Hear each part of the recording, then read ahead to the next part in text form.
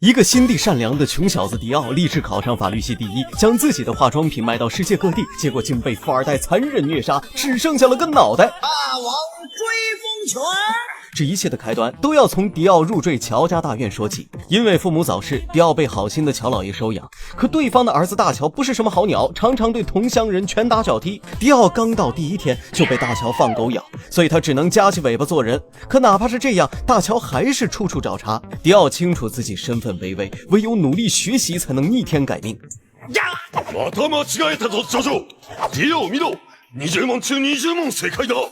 可大乔居然怀恨在心，一顿欧拉打哭了迪奥。但因为寄人篱下，迪奥也只能忍了这口恶气。时间飞速流逝，大乔越长越离谱，直接进化成了人形白鲸。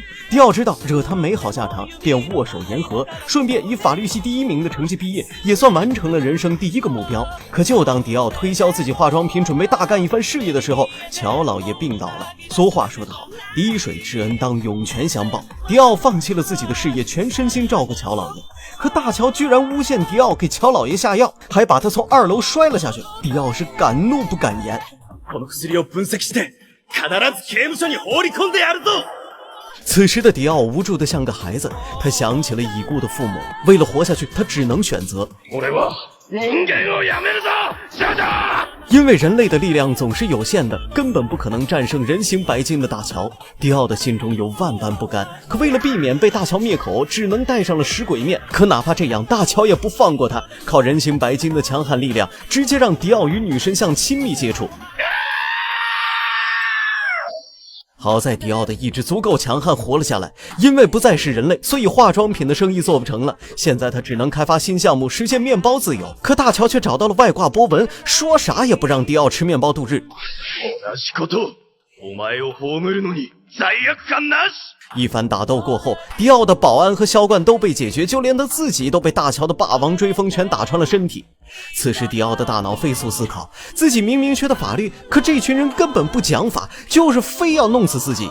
很快迪奥又释怀了，因为大乔是富二代，英国内法律对他的超能力来说根本不值一提。当迪奥摔下悬崖的那一刻，他想到自己终于可以和父母团聚了。但命运又造化弄人，迪奥忠诚的仆人用特制容器保下了迪奥的脑袋。经过这次灭口行动，迪奥明白了一个道理，一味的忍耐只会让大乔变本加厉。这次他制定了周密的计划，跟仆人偷偷潜入了大乔度蜜月的轮船。迪奥一发镭射眼取得先手，让大乔彻底闭上了嘴。本以为他无法再发动波纹，没想到大乔还有挂，直接砍下了迪奥仆人的头，让他抱住了轮船传动轴，这样就能引发蒸汽机爆炸。